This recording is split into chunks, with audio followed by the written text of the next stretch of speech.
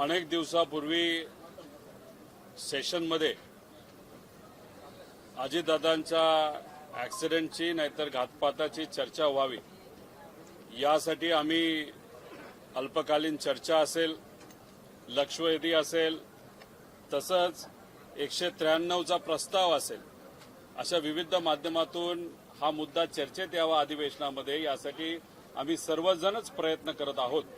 पण दुर्दैव असं महाराष्ट्र राज्याच्या सेशनमध्ये या राज्याचे उपमुख्यमंत्री अजितदादांचा ॲक्सिडेंट जो झाला त्याच्याबद्दल साधा चर्चा करण्याची वेळ सुद्धा तिथं त्या ठिकाणी दिली जात नाही.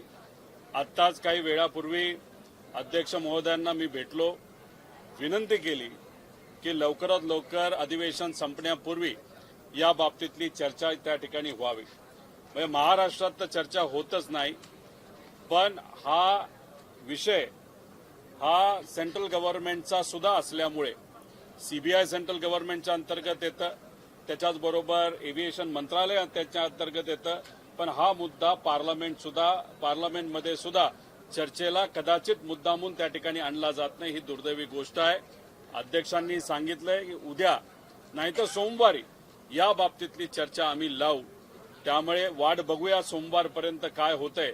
पण दुर्दैव असा एवढा महत्वाचा मोठा मुद्दा असून सुद्धा हा खरं तर अधिवेशनाच्या पहिल्या दिवशी नाहीतर दुसऱ्या दिवशी चर्चेत यायला पाहिजे होता, पण दुर्दैवानं त्या ठिकाणी तो आलेला नाही. विधान परिषदेमध्ये शशिकांत शिंदे साहेब, अमोल मिटकरी हे सुद्धा तिथं प्रयत्न करत आहेत.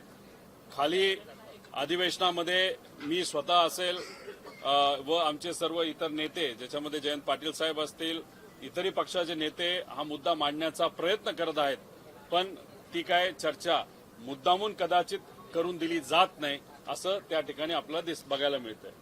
अजितदादांचा जो व्हिडिओमध्ये जे ब्लास्टिंग झालेला आहे विमानाचा, तर ते कुठेतरी कट कारस्थान रचून हे बनवण्यात आलं, असा एक व्हिडिओ व्हायरल होतोय. आणि शरद पवार साहेब ही क्लिप त्यांच्याकडे जे दिलेली आहे पेन ड्राईव्ह, ते पण लवकरच ते फ्लॅश करणार अशी बातमी आहे. मला या बाबतीतलं कुठेही त्या ठिकाणी माहीत नाही.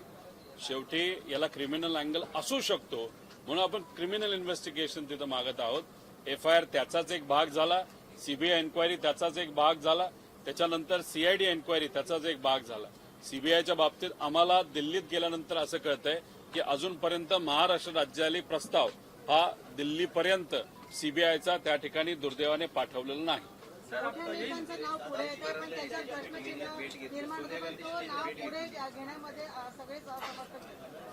कुणी ना कुणीतरी मोठा व्यक्ती या विषयाच्या पाठीमागे आहे, म्हणूनच कुठेतरी व्हीएसआरला वाचवलं जातंय असं आमचं आधीपासूनचं मत आहे.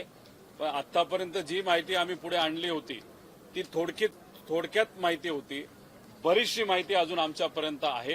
त्यामुळे पुढच्या काही दिवसामध्ये सरकारकडनं काय केलं जातं हे आपल्याला त्या ठिकाणी बघावं लागेल. आणि नंतर नाईलाज होऊन जी काही शेवटची माहिती आहे, मोठी माहिती आहे, ती आपल्या सर्वांच्या माध्यमातून लोकांपुढे आम्ही आणल्याशिवाय राहणार नाही. दिल्लीत देखील गेलो होतो, सोनिया गांधींची भेट घेतली, काय चर्चा झाली?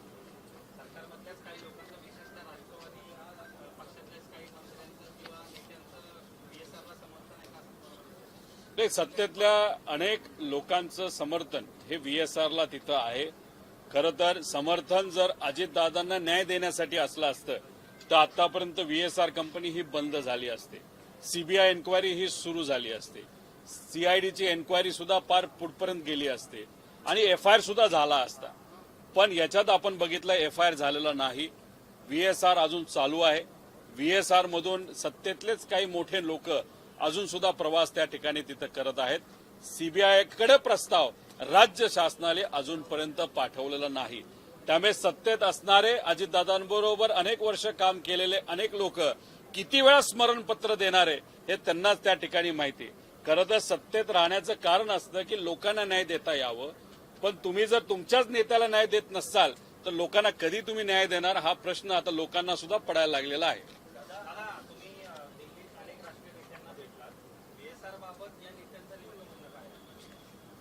मी महाराष्ट्रामध्ये या सेशनमध्ये अल्पकालीन चर्चा असेल, लक्षवेधी असेल, त्याच्यातून हा मुद्दा मांडला होता. तो त्या ठिकाणी ऑनलाईन सुद्धा टाकला होता. पण दुर्दैव असून तो अजून तिथपर्यंत सिलेक्ट झालेला नाही, नाहीतर तो चर्चेत आलेला नाही. मग महाराष्ट्रात कुठंच काही होत नाही असं दिसल्यानंतर दिल्लीत जाऊन, कारण का शेवटी एव्हिएशन मंत्रालय दिल्लीमध्ये येतं, सीबीआय दिल्लीमध्ये येतं, आणि मग तिथे जाऊन तिथे असणारे जे मोठे नेते आहेत, तिथं योगायोगाने पार्लमेंट सुद्धा सुरू आहे. मग एसपी पक्ष असेल, त्याच्याचबरोबर त्यानंतर टीएमसी पक्ष असेल, नाहीतर आपले इतर जे महत्वाचे पक्ष आहेत त्यांच्या नेत्यांना भेटलो. आणि सगळ्यात महत्वाचं म्हणजे काँग्रेसचे नेते आणि या देशाचे विरोधी पक्ष नेता राहुलजी गांधी यांना त्या ठिकाणी भेटलो. खरगेजींना, जे अपर हाऊसचे नेते आणि विरोधी पक्ष नेते आहेत, त्यांना त्या ठिकाणी भेटलो आणि त्यांना हीच विनंती केली की इथं एफआयआर घेतला जात नाही. एफआयआर घेण्याचा अधिकार नाही तर देण्याचा अधिकार हा प्रत्येक नागरिकाचा आहे, पण तो अधिकार असताना सुद्धा हा आम्हाला देण्याची इच्छा असताना आम्ही पोलीस स्टेशनला जाऊन सुद्धा तो आमचा स्वीकारला जात नाही. मग कुठंतरी लोकशाही अडचणीत आली असं आमचं म्हणणं होतं आणि त्यांनी त्या ठिकाणी मान्य केलं. त्यामुळे राहुलजींचं जर ट्विट तुम्ही त्या ठिकाणी बघितलं आणि खाली जे आदेश त्यांनी त्यांच्या खासदारांना दिलेले, पुढच्या काही दिवसांमध्ये या बाबतीतली चर्चा होताना तुम्हाला त्या ठिकाणी दिसणार आहे. सीबीआयचा मुद्दा सुद्धा महत्वाचा आहे आणि अनेक लोकांना प्रश्न आहे की व्हीएसआरला का वाचवलं जाते. त्यामुळे त्यांच्याकडे काही पुरावे दिलेले आहेत, त्या बाबतीत ते काय करतात येत्या काळामध्ये आपल्या सगळ्यांना बघावं लागेल. अजितदादा हे माझे काका होते, आमचे नेते होते. अमोल मिटकरींसाठी अजितदादा हे त्यांचे नेते होते. त्यांनी त्यांच्याबरोबर जवळून काम केलेलं आहे. गेले 40 वर्ष मी लहानाचा मोठा त्यांच्या संवासात त्या ठिकाणी झालेलो आहे. त्यामुळे आमच्या दोघांचा मुद्दा नाहीतर या इन्व्हेस्टिगेशनला समर्थन करणारे, नाहीतर पारदर्शक पद्धतीने हे इन्व्हेस्टिगेशन झालं पाहिजे, तपास झाला पाहिजे, यासाठी जे कोणी प्रयत्न करतायत त्यांची इच्छा एवढीच आहे की अजितदादांना न्याय मिळाला पाहिजे.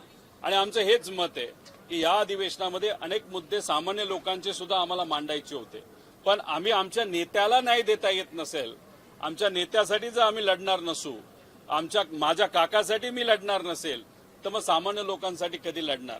त्यामुळे जेवढी काय ताकद आहे, जेवढी काय क्षमता आहे, जेवढी माहिती मी गोळा करू शकलो, जी लोकांपर्यंत घेऊन जाऊ शकलो, महाराष्ट्रामध्ये तर आम्ही प्रयत्न करतच आहोत, पण दिल्लीमध्ये सुद्धा ओळख नसताना अनेक लोकांना जाऊन भेटून त्यांच्याशी चर्चा करून हा मुद्दा कुठेतरी जिवंत राहायला पाहिजे, आमच्या दादांना न्याय मिळाला पाहिजे, यासाठी आम्ही प्रयत्न करतोय. उद्या जाऊन त्या ठिकाणी जर आम्हालाच आमचा असा प्रश्न पडला तर आमच्याच नेत्याला, आमच्याच काक्याला आम्हाला न्याय देता आलं नाही तर लोकांना, महाराष्ट्राला आम्ही न्याय कधी देणार आहोत. त्यामुळे जे जे काय आमच्या हातात होतं, जेवढी काय ताकद आमच्यामध्ये आहे, त्या सगळ्या गोष्टींकडे ध्यान देत आम्ही हा लढा त्या ठिकाणी लढत आहोत. उद्या जाऊन या बाबतीत काय होते त्या ठिकाणी बघावं लागेल. दादा एक वेगळा प्रश्न होता. कन्नड सहकारी साखर संस्थेसंदर्भात ईडीने जे काय ठपके ठेवलेले होते, आरोप केलेले होते, आज स्पेशल कोर्टाकडनं ते सगळे क्लीन चिट देण्यात आलेले आहेत. त्याच पद्धतीनं एमएसई बँक यामध्ये सुद्धा सुनेत्रा पवार, अजित पवार यांच्यावरती जे जे ठपके ठेवलेले त्याच्यामधून पण त्यांना क्लीन चिट मिळालेली आहे, क्लोजर समरी फाईल झालेली. सुरुवातीपासून आम्ही म्हणत होतो याच्यामध्ये मी काय चुकीचं केलेलं नाही. मी त्या ठिकाणी लढायला सुद्धा तयार होतो. जेव्हा ईडीला बोलवलं होतं तेव्हा मी स्वतः त्या ठिकाणी गेलो होतो, 2दा गेलो होतो. आम्ही कोर्टामध्ये सुद्धा लढत होतो आणि सातत्याने तेच सांगत होतो की मी काय चुकीचं केलं नाही, मी कोणालाही त्या ठिकाणी घाबरत नाही. आणि काल परवा जो न्यायालयाने दिलेला निकाल आहे तो खरं तर स्वागत करण्यासारखा आहे. त्या माध्यमातून लोकांना कळालं की हा कुठेतरी राजकीय दबाव असल्यामुळेच आमचं नाव मुद्दामून त्याच्यामध्ये त्या ठिकाणी आणलं होतं. पण बऱ्यापैकी नुकसान आम्हाला त्या विषयामुळे तिथं झालेलं आहे. पण तरी सुद्धा आज विचाराबरोबर पक्का राहिलेलो आहे, या महाराष्ट्राच्या लोकांबरोबर राहिलेलो आहे. उद्या सुधून उद्या पण जाऊन वेगळ्या पद्धतीने आमचा आवाज दाबण्याचा प्रयत्न केला तरी सुद्धा लोकांबरोबर, महाराष्ट्र धर्माबरोबर आणि या विचाराबरोबर आम्ही राहिल्याशिवाय राहणार नाही. दादांनी ज्या नेत्यांना मोठं केलं त्याच नेत्यांवरती सुई फिरते, परंतु त्यांचंही नाव कुठेतरी पुढे येत नाही आणि ही कारवाई कधीपर्यंत होईल त्यांच्या सत्तेत असल्यामुळे त्यांच्यापर्यंत हा मुद्दा जाईल नाही जाईल हे आपल्याला सांगता येणार नाही. पण आपली जबाबदारी असते की लढणं, आम्ही ते लढत आहोत. आमच्याकडे पुरावे आहेत. फक्त काही लोक प्रेस कॉन्फरन्स घेत आहेत का नाही घेत, अजून काही माहिती काही लोकांपर्यंत त्या ठिकाणी आलेली आहे. त्यामुळे ते त्या बाबतीत काय करतात हे आपल्याला बघावं लागेल. जय पण एक प्रेस कॉन्फरन्स घेणार होता, तो बिचारा त्याच्या लेवलवर त्या ठिकाणी लढतोय. त्याची प्रेस कॉन्फरन्स कधी होती हे आपल्याला बघावं लागेल. आणि हे सगळं झाल्यानंतर एक शेवटची आणि मोठी प्रेस कॉन्फरन्स मी त्या ठिकाणी घेईल आणि बरेच पुरावे जे आमच्यापर्यंत आलेले ते लोकांसमोर आपल्या माध्यमातून आणल्याशिवाय आम्ही राहणार नाही.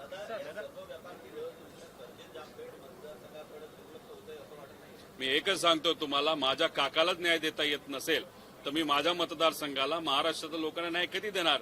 शेवटी एखादा मुद्दा घेऊन जात असताना, लढत असताना त्याच्यावर लक्ष असणं हे जास्त महत्वाचं आहे. आणि मी आज ठरवलेलं आहे की या विषयात लक्ष घालून पूर्णपणे त्या ठिकाणी लढेल. माझे लोक नक्कीच ते समजून घेतील असं मला वाटतं, कारण शेवटी महाराष्ट्र धर्म पाळणारी ती लोक त्या ठिकाणी आहेत. त्यामुळे या विषयाला न्याय देण्यासाठी पूर्णपणे 100% लक्ष तिथं त्या ठिकाणी माझं आहे.